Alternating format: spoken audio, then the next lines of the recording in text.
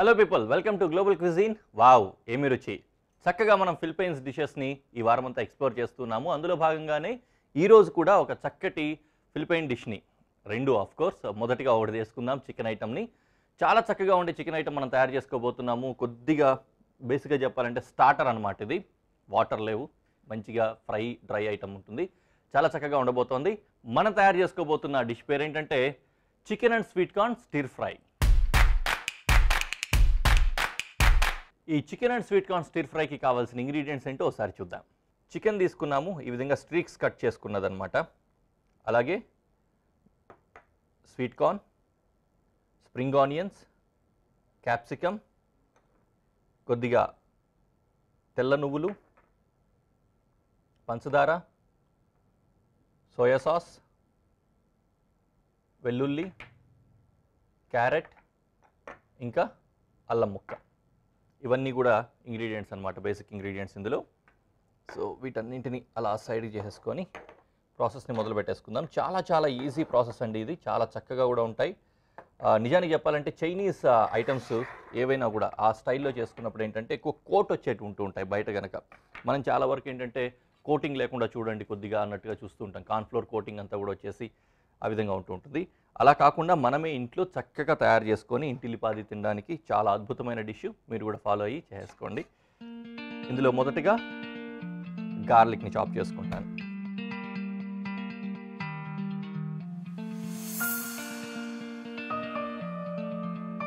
చక్కగా చేసుకోవచ్చు అంటే ఎప్పుడైనా సరే ఏదైనా చైనీస్ ఐటమ్ ఇట్లాంటిది ఏదైనా సరే, ఏ చికెన్ మంచూరియాను లేకపోతే చిల్లీ చికెన్ ఇట్లాంటివి ఏమైనా ట్రై చేయాలనుకున్నప్పుడు బయట నుంచి ఆర్డర్ చేయడానికి మనం ఈ రోజుల్లో కొద్దిగా ఆలోచిస్తూ ఉన్నాము. ఎందుకులే ఇంట్లో ఫుడే తిందాం అన్నట్టుగా.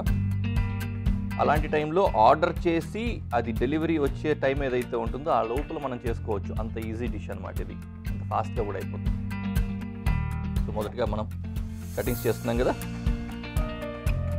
క్యాప్సికమ్ కూడా జూలియన్స్ లాగా కట్ చేసుకుంటున్నాం.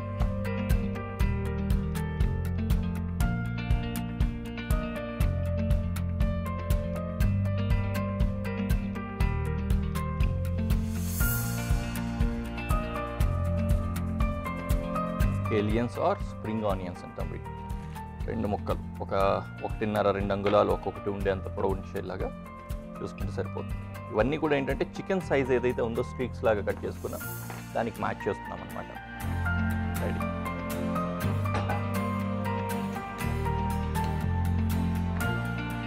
మనం వేడవుతూ ఉంటే మనం మిగిలిన పనులు చేస్తాం.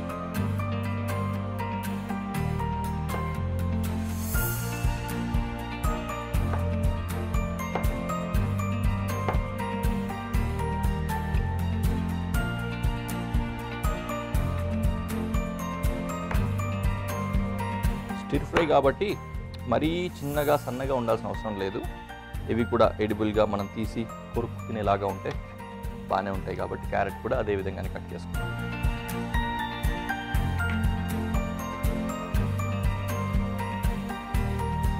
రెడీయా? పన్నెండులో కొద్దిగా ఆయిల్ వేసుకుందాం, ఒక్కొక్కటిగా సాటే చేసుకుందాం.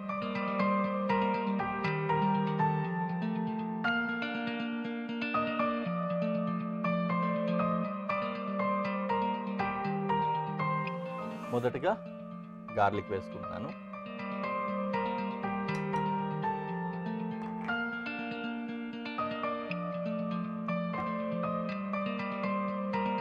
దాంతోపాటు జింజర్ దీంట్లో డైరెక్ట్గా గ్రేట్ చేస్తాను.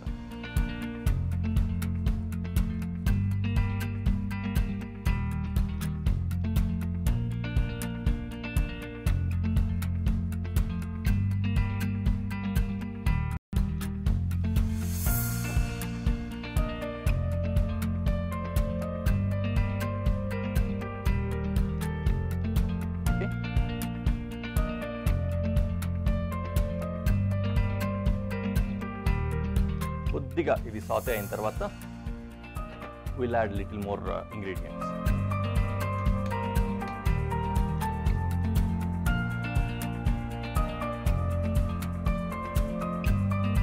జింజర్ గార్లిక్ బాగా నీట్గా సాటే అయిపోయింది. ఇందులో చికెన్ యాడ్ చేసుకుందాం. యాక్చువల్లీ ఏంటంటే హాట్ టు సాఫ్ట్ వెళ్తూ ఉంటాము. ఫస్ట్ చికెను, తర్వాత హాట్ వెజిటేబుల్స్, తర్వాత సాఫ్ట్ వెజిటేబుల్స్ అనమాట. ప్యారల్గా అలా వెళ్ళిపోతుంటాయి.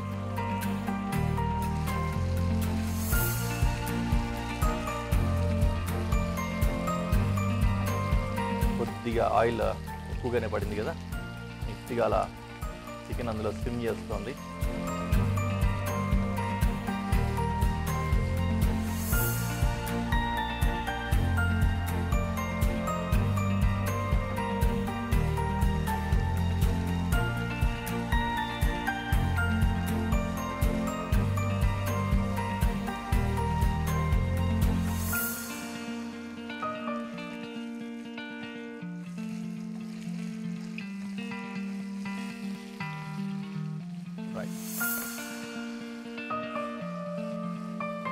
సింపుల్గా లైట్గా చికెన్ కుక్ అయిపోయింది కదా.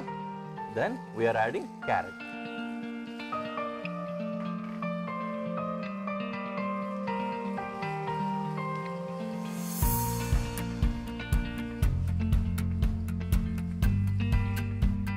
కొద్దిగా అంతా క్యారెట్ కూడా ఫ్రై అయిన తర్వాత 1 by 1 హార్డ్ వెజిటబుల్స్ అన్ని వేసుకోవచ్చు అనమాట. అంటే ఇప్పుడు నేను స్వీట్ కార్న్ వేస్తున్నాను.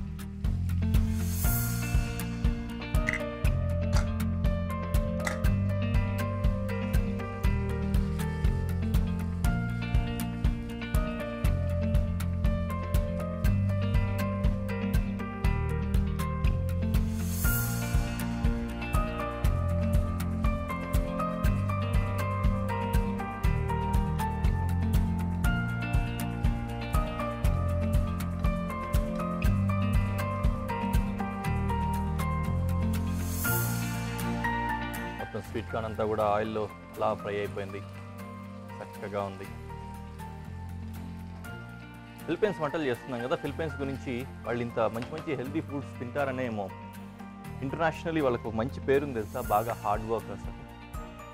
ఈవెన్ మన దగ్గర నుంచి కూడా చాలామంది ఈ మిడిల్ ఈస్టర్న్ కంట్రీస్కి వెళ్ళి వర్క్స్ చేస్తూ ఉంటారు కదా, అలాంటి వాళ్ళందరూ కూడా చెప్తూ ఉంటారు. సౌదీ అరేబియాలో వర్క్ చేసేవాళ్ళు వీళ్ళందరూ కూడా ఫిలిప్పైన్స్ పొద్దున్న నుంచి సాయంత్రం వరకు ఎంత హార్డ్ వర్క్ అయినా సరే అలా చేస్తూనే ఉంటారంట. మన వాళ్ళు టైర్డ్ అవుతారు కానీ వాళ్ళంత ఈజీగా టైర్డ్ అవ్వరంట.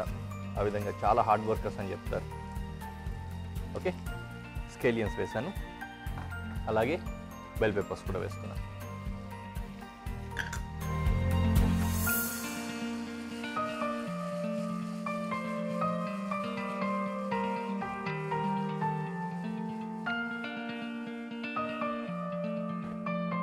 బ్యూటిఫుల్ కలర్ఫుల్గా ఉంది కదా చూడడానికి, చక్కగా అసలు మంచి సాలడ్ లాగా ఉంది ఇప్పుడైతే. ఇప్పటికిప్పుడు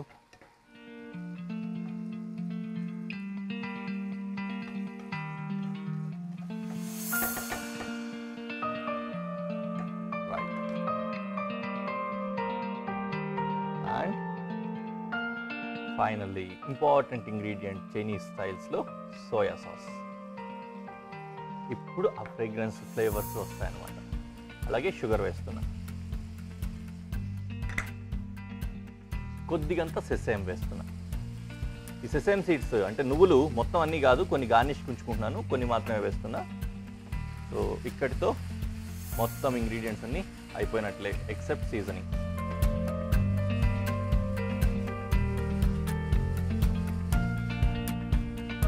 ఈ లాస్ట్లో ఎప్పుడైతే మనము ఈ సోయా వేస్తామో, సోయా సాస్ వేసిన తర్వాత అప్పటి వరకు ఉన్న కలర్స్ మొత్తం పోయేసి అది డామినేట్ చేస్తుంది. అందుకని లాస్ట్లో యాడ్ చేసుకుంటాను చాలా వరకు దాన్ని. అండ్ యా, కొద్దిగా ధారాళంగా పెప్పర్, ఎందుకంటే మనం వేరే పెప్పర్ ఏజెంట్ కానీ ఇంగ్రీడియంట్ కానీ ఏం వేయలేదు కదా, చిల్లీ కావచ్చు ఏం వేయలేదు. జస్ట్ కొద్దిగా క్యాప్సికమ్ పడింది, అది కూడా పెద్ద కారం సరిపోదు. Okay, pepper and salt.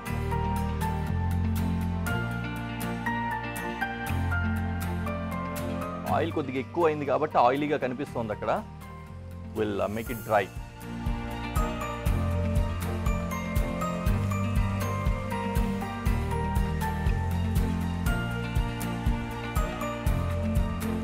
Dish అయితే రెడీ అయిపోయిందండి. గుమగుమలాడిపోతుంది. నిజానికి ఆ సస్పెన్స్ అలాగే ఉంచుదాం అనుకుంటున్నాను లాస్ట్లో ఫైనల్లో టేస్టింగ్ అప్పుడు, కాబట్టి నేను టేస్ట్ చేయట్లేదు. మీకు ఒకసారి ఇది ఫైనల్ ప్రజెంటేషన్లో పెట్టి మీకు చూసి మీరు ఎలా ఉందో చెప్పిన తర్వాత నేను తిని ఎలా ఉందో చెప్తాను. రెడీ, డిష్ రెడీ అయిపోయింది. కట్టేసాను. దీన్ని ప్రెజెంటేషన్ ప్లేట్లో పెట్టి ఎలా ఉందో మీకు చూపిస్తాను.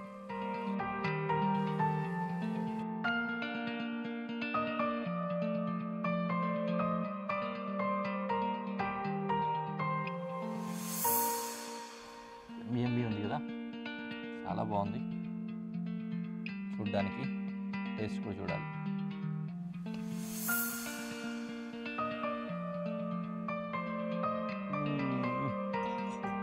పోగుందండి.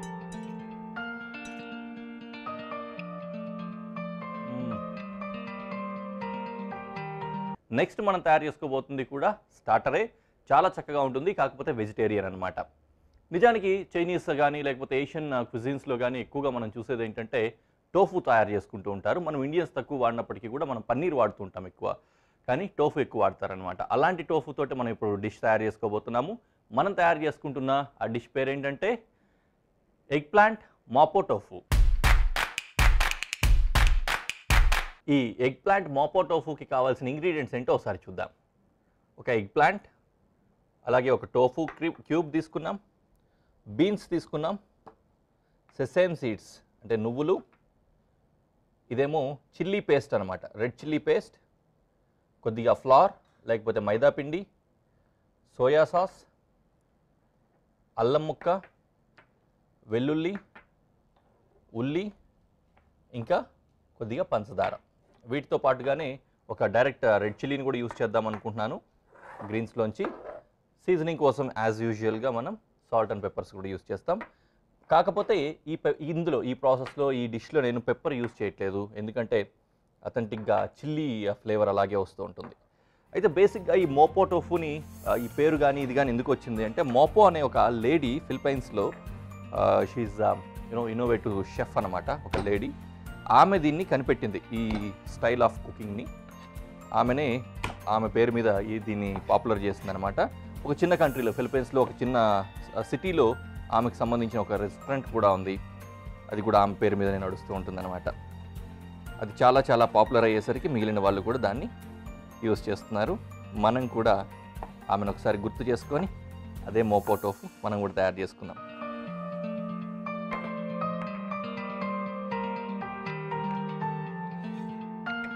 అండ్ ఆనియన్ కూడా.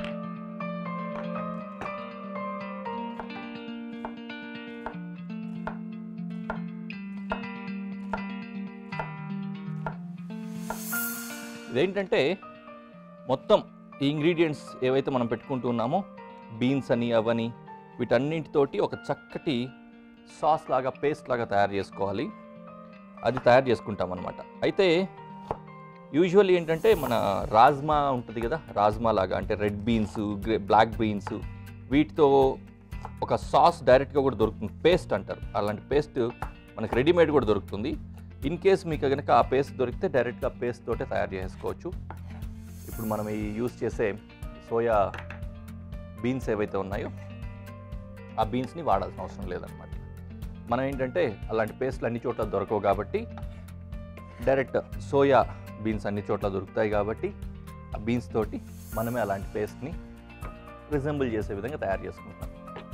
ఓకే, స్టవ్ వెలిగించేసుకుంటాను నేను. స్టవ్ వేడయ్యేలోపు బీన్స్ కట్ చేసుకుంటాం. బాగా చిన్న చిన్నగా రావాలండి బీన్స్. మీరు గ్రేట్ చేసేసుకున్నా కూడా ప్రాబ్లం లేదు. చిన్నగా కట్ చేసిన తర్వాత మళ్ళీ మిన్స్ చేద్దాం అనుకుంటున్నాం, ఎందుకంటే ఒక పేస్ట్ని మనం రీప్లేస్ చేస్తున్నాం కాబట్టి ఆ సాసీగా, పేస్టీగా రావడానికి సరిపోయే విధంగా కట్ చేయాలన్నమాట, సన్న సన్నగా.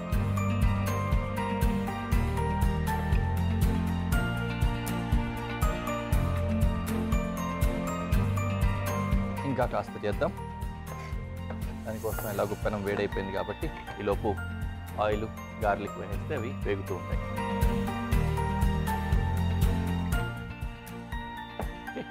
మొదటగా ఆయిల్ వేసుకొని ఆయిల్లో గార్లిక్ వేసుకున్నాం.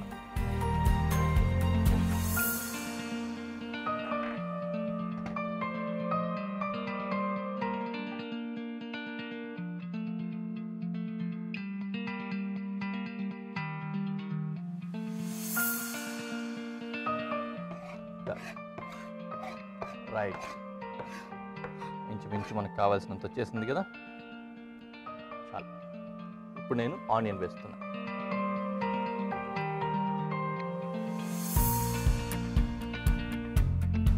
ఆనియన్ కూడా కొద్దిగా సాటే అయిన తర్వాత తీసుకెళ్ళి బీన్స్ వేస్తున్నా.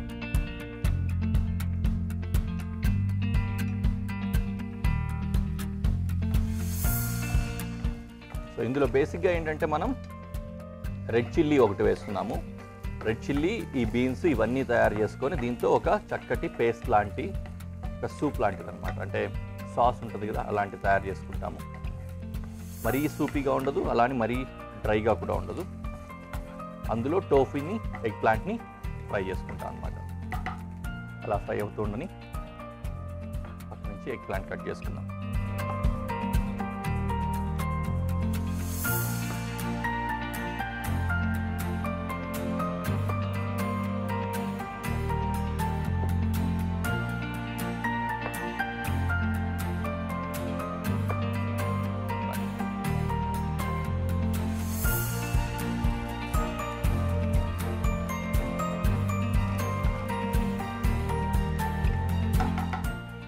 ఫ్రై అయిపోయింది కదా ఇది. ఇందులో ఒక్కొక్కటిగా మనం ఇంగ్రీడియంట్స్ అన్నీ కూడా వేసుకోవచ్చు. ఇంకొకటి ఆప్షన్ ఏంటంటే ఫస్ట్ ఎగ్ ప్లాంట్ వేసుకున్న తర్వాత కూడా ఇంగ్రీడియంట్స్ వేసుకోవచ్చు, అంటే సోయా సాస్ లాంటివి. సో నేనైతే వేసిన తర్వాతనే ఇంగ్రీడియంట్ వేద్దాం అనుకుంటున్నాను, సోయా సాస్ పర్టికులర్లీ, ఎందుకంటే కలర్ అంతా అవుట్ చేస్తుంది కాబట్టి. ఈలోపు జింజర్ కూడా దీంట్లోనే మిక్స్ చేసుకుంటున్నాను.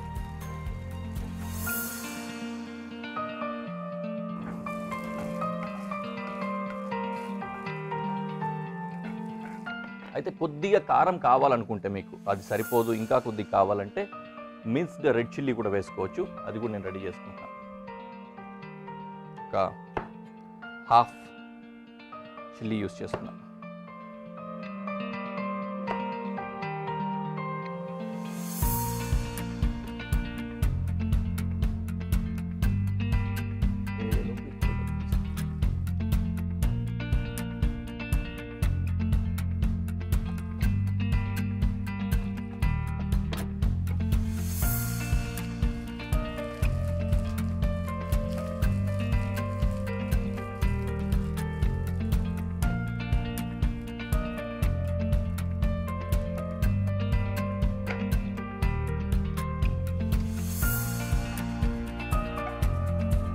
ఇప్పుడు ఇవన్నీ కూడా వేసుకుంటాను. ఫస్ట్ రెడ్ చిల్లీ పేస్ట్ వేస్తున్నాను, ఆ తర్వాత రెడ్ చిల్లీ కట్ చేసిన ముక్కలు కూడా వేస్తున్నాను.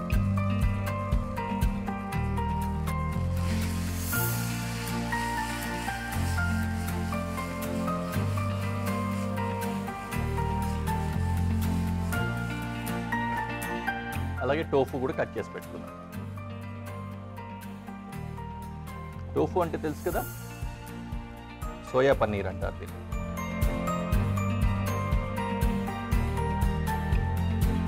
ఇదైతే లాస్ట్లో వేస్తాము, ఇప్పుడప్పుడే కాదు. చక్కగా మన ఎగ్ ప్లాంట్ కూడా కుక్ అయిపోతుంది, చూసారా, మొత్తం అంతా కూడా వాడిపోతుంది, అలాగే మగ్గుతుంది.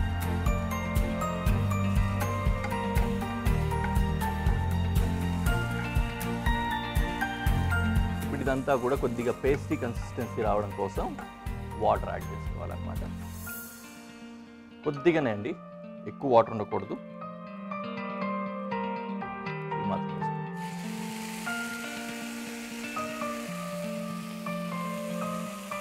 అలాగే కాస్త ఫ్లవర్ వేసుకున్నట్లయితే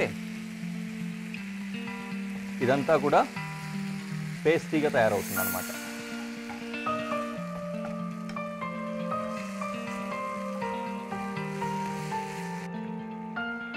ఇప్పుడు కొద్దిగా షుగర్ యాడ్ చేస్తాం. దీంతో పాటుగానే కొద్దిగా సాల్ట్ కూడా యాడ్ చేసుకుందాం.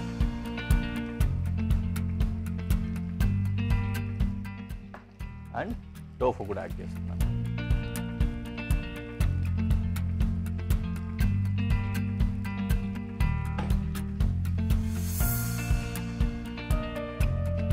బేసిక్గా జాపనీస్ అండ్ చైనీస్ కాంబినేషన్లో ఉంటుందన్నమాట. రెండింటి కాంబినేషన్ ఇన్ఫ్లుయెన్స్ తోటి ఈ డిష్ ఉంటుంది. చాలా చక్కగా అద్భుతంగా ఉంటుంది. సెసేమ్ ఉంటుంది, సెసేమ్ తోటి గార్నిష్ చేసుకుందాం. డిష్ రెడీ అయిపోయింది. ఇప్పుడైతే ఫైనలీ స్టవ్ కట్టేసి ప్రజెంటేషన్లో పెట్టి ఎలా ఉందో చూపిస్తాను.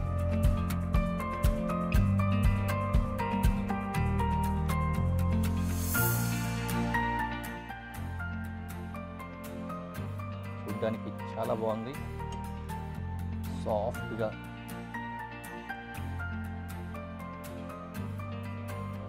ఇదొక ముక్క, ఇదొక ముక్క.